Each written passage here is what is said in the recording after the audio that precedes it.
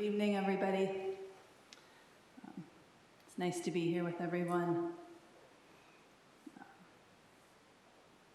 It's nice to be together in the Zendo in an evening like this. I hope everybody's doing well. I had a pretty emotional day today myself. Our daughter, Coca and my daughter, Hazel, is returning from a trip to Norway, and it's been delightful and horrifying, and all kinds of mixed feelings about returning back to the country of origin here.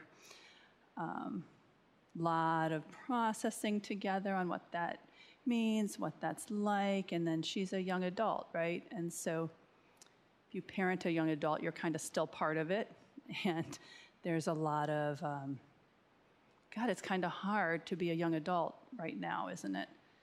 And it's kind of hard to be a parent of a young adult right now. And I was kind of missing my own mom. You know, there were a lot of things I wanted to tell her today. So it was emotional for me. And I also just woke up with like big feelings. You know how like some mornings you just wake up kind of already having the big feelings. And then like my walk was just miserable. I went for a walk today. It was like too bright for regular glasses and not bright enough for sunglasses. And it was windy, but not windy enough for a coat. And my nose was running, and I was uncomfortable the whole time and very pouty about it. How I suffered. And it's like, as you're practicing the Buddha Dharma, like there's no escape from this, right? There's no escape from our reality. This practice doesn't let you, like even if you are a monastic, there's no isolating yourself from all of these things. So we're in it. And that's what we want, right? We don't want to be using our practice as like spiritual bypassing, where you're looking to use some religious or spirituality to not feel the pain and not feel the sting of life and the facing your life as it actually is. We don't want that. And there's no room in Zen for that. There's plenty of ways to get called out if you're engaging in some spiritual bypassing. If you hang around here enough, it'll come up. And this morning then, since I woke up with these big feelings and I already had like this stuff going on, by the time it was time for dawn zazen, I was so grateful for this practice because it was like, okay, all this stuff is going down. My phone has blown up with messages from all over the place, and it's time to just go to the Zendo and sit now, right? It's simply time to sit.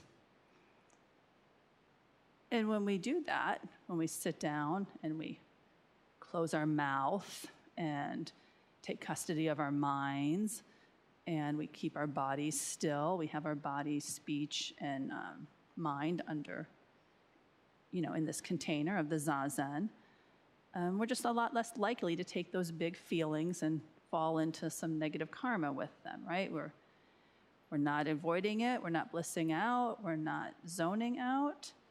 We're not spiritually bypassing. We're actually facing what exactly is and doing it fully. So if you're really sitting zazen, there's no room for spiritual bypassing. There simply isn't. So I thought this evening, like how great, I had this emotional day. I was already planning to talk about emotions tonight, about the afflictive emotions, the kleshas. So, timely and typical Zen training, lots of opportunities to practice today. Lots of direct experience, lots of seeing in the swirl of emotions of all sorts. Where does that clinging happen? Where is the stuck pieces? Where is the aversion? Where is I don't really want to deal with this today, dear daughter, right? Where is that edge? So how lucky? How lucky to get to practice this way. Because the first thing when we are, in Buddhism, the first thing we talk about when we talk about emotions is emotions are not a problem. We're not trying to get rid of them. We're not trying to shut them down or block them out. How we relate to them is what we work on. Emotions give us important information, right? I mean, anger has such clarity in it, and grief has such love in it, that there's so much information we get from our emotions, we wouldn't want to shut that off. And when we can look at them and we can be in a space of not knowing, of not understanding, and just being with it, that's where we really reach the edge of our practice, where we become more comfortable in that place, right? We become more comfortable in not knowing and just experiencing this emotion, letting it rise and fall, not judging it, not piling on additional suffering.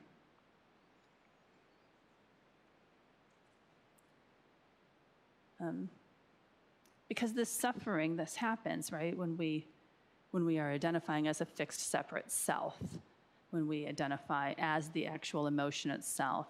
I am an angry person. They've caused me to feel this way. This separate, fixed self that we have to protect, that we have to defend, that we will kind of do that at almost any cost, and we do. The world is full of that right now. And so these emotions that can pull us around, these ones that we're very sort of prone to viewing through this lens of duality, of self and other, these are called the kleshas, or the afflictive emotions. The word klesha in Sanskrit translates to affliction, or poison, impurity, or obstacle. And it's these kleshas, these ones that really pull us into this sense of fixed self, that cause the suffering, right? This is what causes the actual suffering. And so what kinds of things are we talking about here, right? Well, the kleshas, you think about the poisons, that's one of the defining terms. And so we have the three poisons that we all are familiar with: greed, anger, and ignorance, right? Those are the three root poisons that we talk about in Buddhism. So greed is that craving, the desire, the pulling in, the I want that, I must have that, I need that, I'll be happy if I get that, whatever that is. And then we have anger, which is sort of the opposite, the pushing away. I do not want that. I don't accept that. Aversion, hatred, ill will. And then it also has many more subtle forms like irritation, rejection, the inner critic, avoiding. And then the third poison is ignorance. And this is that separation of self and other. This is delusion, misperceptions, and just that real sense of the fixed self. And then you'll often see a few others tacked on there when you take a look at the kleshas. Pride is one that's commonly listed, right? Pride is that feeling like you're better or worse or equal than others, or that your circumstances are better or worse or equal, and that you shouldn't have to have some of them and you are entitled to others. It's that ranking that we do. We walk into a room and immediately decide where we stand. Are we better than these people? Worse than those people? Equal with these people? It's all separation. And related to that is envy. Envy is when we want something that somebody has, or we want to be free of something that we feel burdened with that other people don't have. It's very related to pride. And it's important when you think about envy to realize that you can be envious of yourself. Has anybody ever spent some zazen thinking about when they were younger or healthier or could sit in a different way, or, you know what I'm talking about. So are you getting a taste, right, of what I'm talking about when I say the afflictive emotions? These are those deeply catching and hooking feelings that we encounter. And you can find a lot of different lists of this if you look in the Pali Canon. Y'all do know I like my numerical discourses. I'm not going to read them all because there's many. But there are things like the 14 unwholesome mental factors, the 5 hindrances, the 7 latent tendencies, the 10 fetters, right? I know. Again, I'm not going to list them all. But this adds in a lot of different sort of aspects to consider, right? Things like recklessness and stinginess and sloth and torpor and doubt, shamelessness, shame, recklessness, caution, right? So any of these kinds of things we deal with all the time can be very afflictive if we're working out of a sense of separateness, of self and other. There's another list that you're all familiar with, that we're all familiar with, because we say it every day in the daily liturgy when we do the generating love and compassion.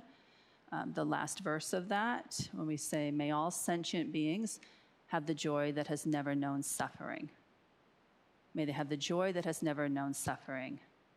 May they be free from clinging, hatred, jealousy, miserliness, doubt, pride, wrong view, ignorance, and dualistic thoughts. So every day we remind ourselves of what these kleshas are, and we wish for all beings to be free of them.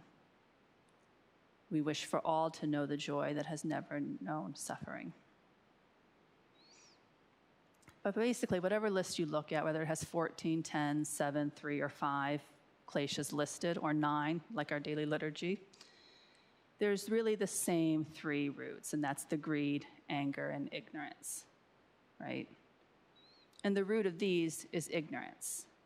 The root of all of these is the sense of a separate self, fixed in time, fixed in space, that exists forever, that is you.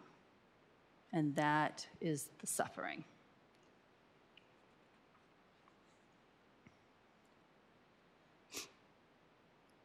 And this suffering that we pile on ourselves and we pile on others can be so immense. It can be so absurd and ridiculous, what we do with this. And again, it's not the emotions themselves. Emotions are fine. Like, the Buddha is super clear about this with us. It's not the emotions. We feel them, they help inform us. The enlightened person is not walking around without emotions.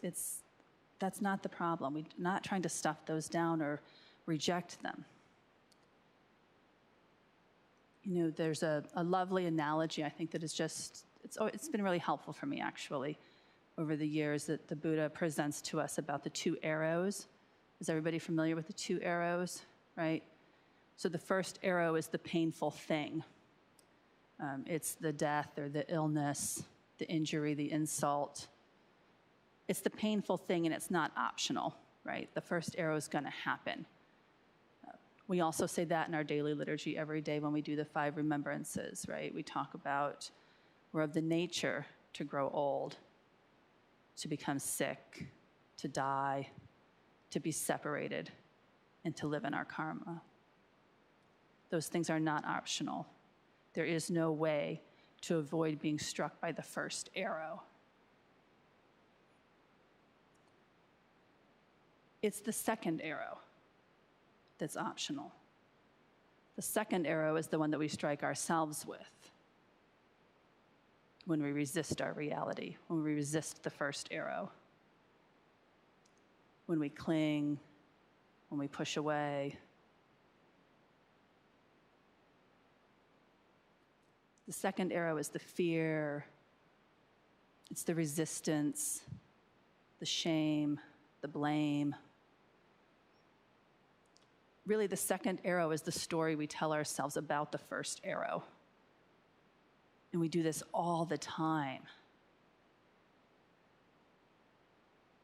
And being aware of that, of noticing, where am I pushing in this second arrow, right?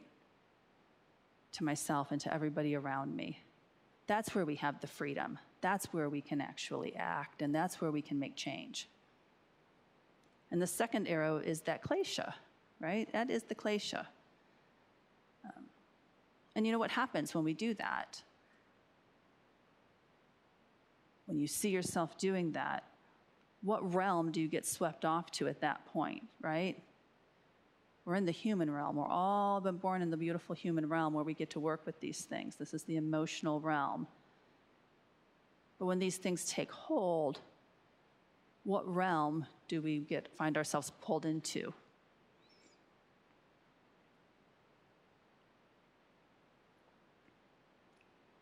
You all remember the 6 realms, the heaven realm. That's the bliss. That's the wisp of consciousness, barely attached to anything, just blissed out. You have the warring Titan realm, where you're going to find all kinds of envy and pride, klesha working, right? The animal realm of instinct, detached from emotion, just coming at things from the animal mind. The hungry ghost, all greed. The hell realm of anger. And then finally, in the human realm, can you hold your emotions and stay in the human realm? Can you let them rise up and work with them in this beautiful human realm? And the human realm is just wild, isn't it? I mean, it's just wild. On Sunday, Roshi talked about why we practice and how to establish a Buddhist practice. And if you're new and you missed that talk, you should try to find that online. You can find it on the YouTube channel. It's labeled Establishing Your Buddhist Practice, so you can actually find it. And please go listen to it. But in that talk, Roshi talked about practicing in this world that's on fire, this human realm that we're in, that is on fire. We talked a lot about this in the Fall Ango when that was our theme. But the world is just on fire, and it doesn't matter how you define what the world is, if it's ecologically or geopolitically or your own internal world, your unpleasant walk. All those things are on fire, and how are we practicing there? And how do we free ourselves in it, right? That's the real question. How do we free ourselves in this human realm of emotion? And how do we free ourselves when we find ourselves in these other realms caught by these kleshas?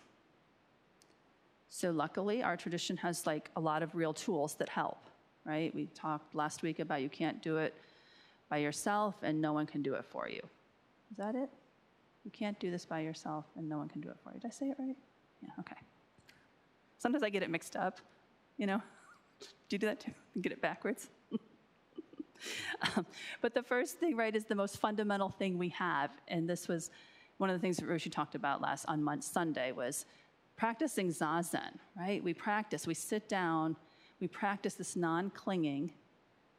We practice in this container of zazen with this beautiful opportunity to notice what's arising, to notice the kleshas when they're present, to actually see it, to let it come through, and let it fall away. And what we do is we don't cling to it, right? We return to our practice. We return to the breath. We return to the koan. We return to the just sitting, the open mind, the sense gates. We return to ourselves and to our practice.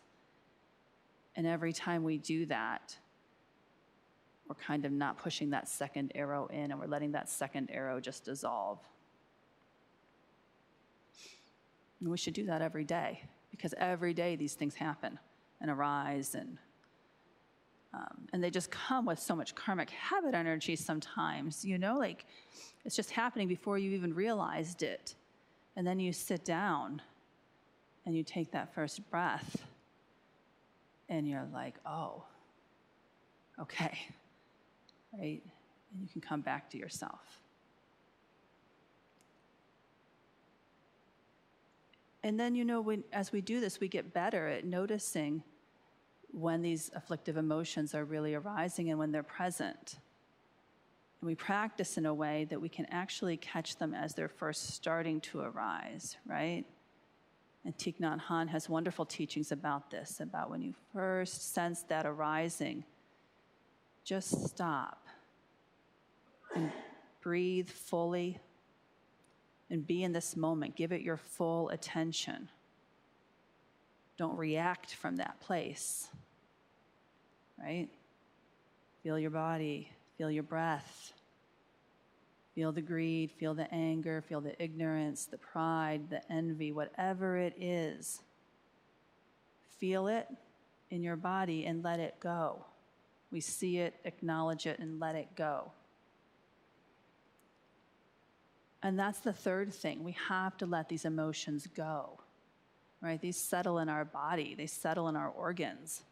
This is very unhealthy for us. This is not good for anyone. We work on this in our bodywork class at the temple on Saturdays. We work on how to move these afflictive energies through our body and out. And then sometimes, the fourth thing here is sometimes it just takes some brute restraint. Like, just don't indulge the anger, right? Like, see it, feel it, and don't indulge it. Don't react. Just contain yourself, honestly. Like, sometimes it's actually just like kind of that black and white. Like, stop, sit down, and breathe. We know how to do this. And finally, learn to practice loving kindness. Reverend Shokai is doing such beautiful teachings these weeks, these Sunday mornings on this. I think the final one is on Sunday. And so please come to that. Please come and learn this. This is such a powerful tool for dealing with anger, with aversion, with all the negative emotions. And if you've missed the first two, they're online. They're also on YouTube. Catch up with that and really connect with that. Because you don't want this stuff festering, right? We don't want to be acting out of this. And then here's really the most important part. Like, we have to know this. The energies of these afflictive emotions, right? The energies of greed, anger, and ignorance. When we work on this, really, this is fuel for awakening.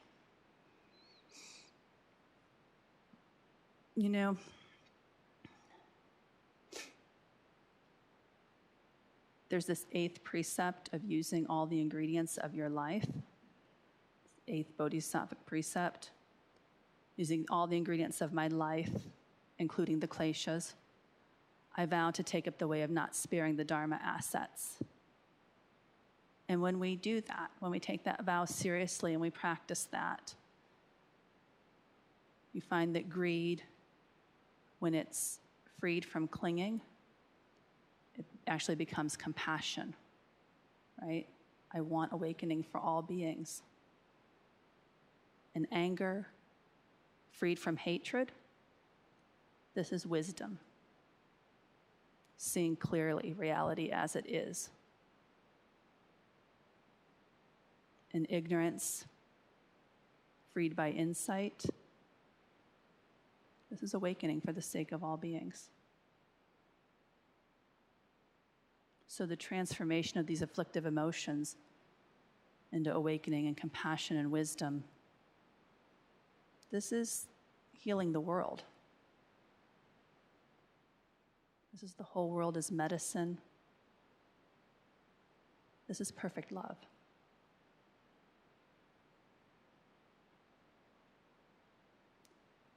So I'm going to end with a verse that's from the Samyutta Nikaya. That's the sutra that has the arrow analogy in it. This is what the Buddha said.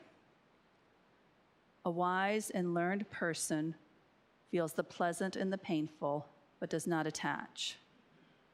This is the great difference between the wise one who is skilled and the ordinary worldling. For the learned one who has comprehended the Dharma, who clearly sees this world and the next, desirable things do not provoke his mind, and toward the undesired he has not aversion. For this one, attraction and repulsion no more exist. Both have been extinguished and brought to an end. Having known the dust-free, sorrowless state, they who have gone beyond rebirth understand rightly. Or as Shitao says, the person in the hut lives here calmly, not stuck to inside, outside, or in between. Places worldly people live, they do not live. Realms worldly people love, they do not love. Dedicate the merit of this Dharma talk, of the speaking and the listening, of this practice together tonight to all beings throughout space and time, in whatever realm, in whatever condition, in whatever emotional state, and especially we dedicate the merit to those who are caught deeply in the kleshas. May our merit be for the sake of awakening for all beings without exception. May it be so.